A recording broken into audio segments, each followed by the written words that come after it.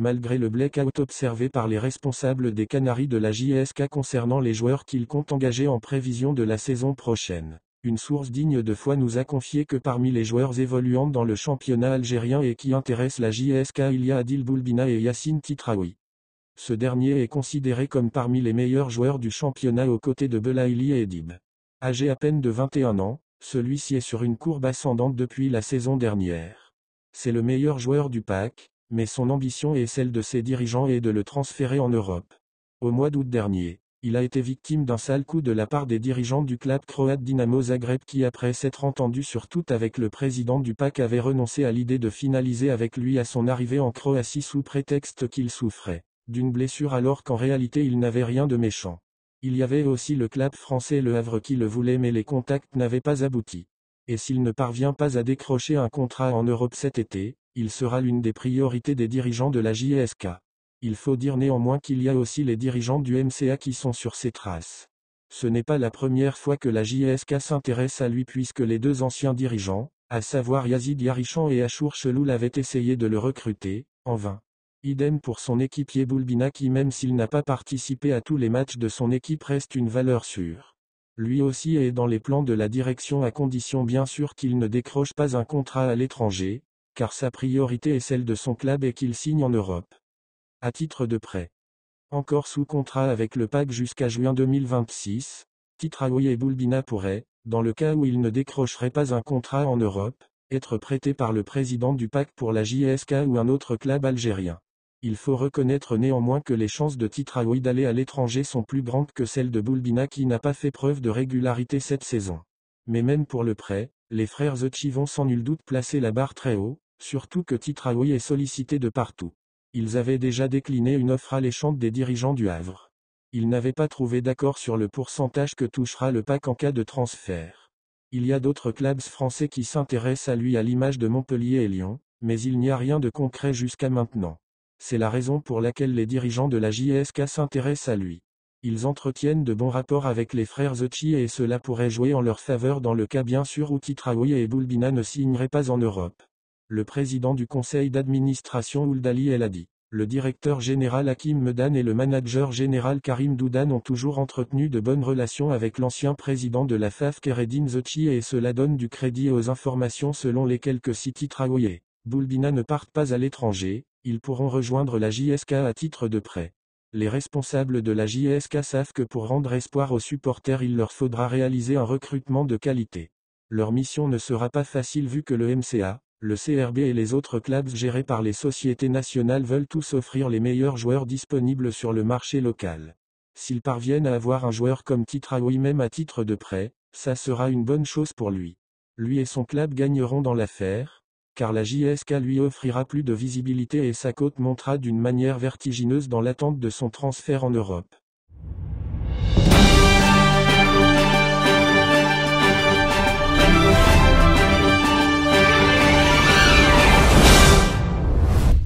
En plus du désormais ex-pensionnaire algérien de l'IR Tanger, Beya Merba, qui intéresse au plus haut point les responsables de la JSK. L'arrière-gauche Lies Chetty et le milieu Draoui qui opère avec le Wydad de Casablanca font partie de leurs priorités aussi pour la saison à venir. Si le gardien Merba est libre de tout engagement après la résiliation d'une manière unilatérale du contrat le liant à l'IR Tanger, Chetty et Draoui sont encore sous contrat. Mais leur retour dans le championnat algérien n'est pas du tout à écarter, surtout que les deux joueurs n'ont pas été payés depuis plusieurs mois. D'après une source autorisée, Chetty a été officiellement contacté et il aurait même donné son accord de principe pour porter le maillot des jaunes et verts. Toutefois, il n'a rien signé pour le moment. Pour Draoui, les contacts avec lui seraient en bonne voie. Les deux joueurs font partie des cibles de la direction en prévision de la saison à venir. Ainsi, pour régler définitivement le problème du poste d'arrière gauche qui a fait couler beaucoup d'encre et de salive ces dernières saisons notamment au cours de l'exercice actuel, les responsables des Lions du Djurdjura veulent récupérer Chetty qui a porté le maillot de plusieurs clubs depuis son départ de la JSK. Il a beaucoup d'expérience et il est très estimé par les amoureux des jaunes et verts.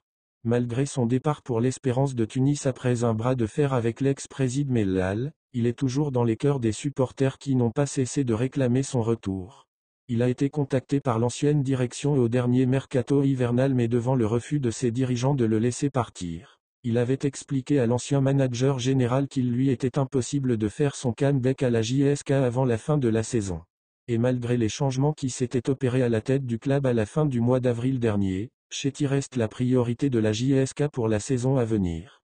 Lui aussi est très intéressé à faire son retour car il n'a pas oublié que c'est grâce à la JSK qu'il s'était fait un nom. Il était méconnu du grand public lorsqu'il portait le maillot de l'US Chaoyam mais le défunt Anashi avait décelé en lui les qualités d'un grand défenseur et le temps avait fini par lui donner raison. En ce qui concerne Draoui, il est convoité par les responsables de la JSK et les contacts sont en bonne voie, mais il ne leur a rien promis jusqu'à maintenant. Il est convoité de partout et il ne veut pas s'empresser de donner son accord. Il était l'un des meilleurs joueurs à son poste quand il jouait avec le CRB et c'est pour cela que plusieurs clubs dont la JSK et le MCA le veulent. Il a réalisé de belles prestations avec le WAC et il n'a rien perdu de ses qualités. Lui aussi est encore sous contrat, mais il serait emballé à l'idée de rejoindre de nouveau le championnat algérien.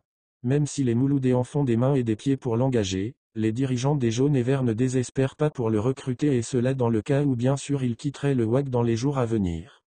Surenchère.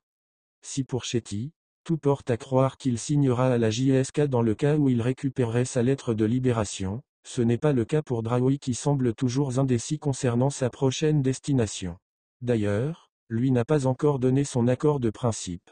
Les responsables du doyen insistent pour le recruter et c'est ce qui fait monter les enchères. Toutefois, aucun club n'a réussi à lui arracher son accord de principe pour le moment. Encore sous contrat avec son club, Draoui ne peut pas avancer dans les négociations avec les clubs souhaitant le recruter, alors qu'il n'a pas réglé sa situation avec ses dirigeants. Beaucoup a été dit sur ces deux joueurs et cela depuis le mois d'avril dernier, mais aucun d'eux n'a signé quoi que ce soit pour l'instant.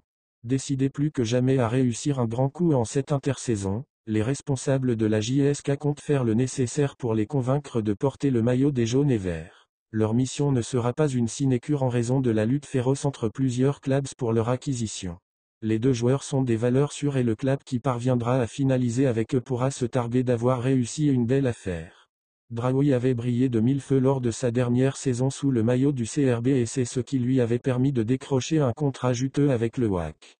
Malheureusement pour lui et pour Chetty, tout a changé au club après l'emprisonnement de son président pour une affaire de drogue. Sollicités de partout depuis plusieurs semaines de cela, les deux joueurs n'auraient rien conclu pour l'instant. Mais dans l'entourage de la JSK on affirme avec insistance que Chetty aurait déjà donné son accord de principe. Situation. Bien qu'il soit encore sous contrat, Chetty et Draoui devraient quitter le WAC à la fin de l'exercice actuel. Mais pour ne pas être bloqués par leur club, ils veulent négocier dans la discrétion la plus totale leur probable retour dans le championnat algérien. Ils n'auraient pas été payés depuis quelques mois, mais ils savent que si leurs dirigeants apprennent qu'ils sont en négociation avec des clubs algériens ils demanderont des sommes astronomiques contre leur lettre de libération. C'est pour cela que les responsables du CRB, de la JSK, du MCA et des autres clubs ne s'expriment pas sur les contacts avec ces deux joueurs. Il faudra donc attendre quelques jours pour voir s'ils vont effectivement rentrer au pays ou bien ils seront bloqués par le WAC.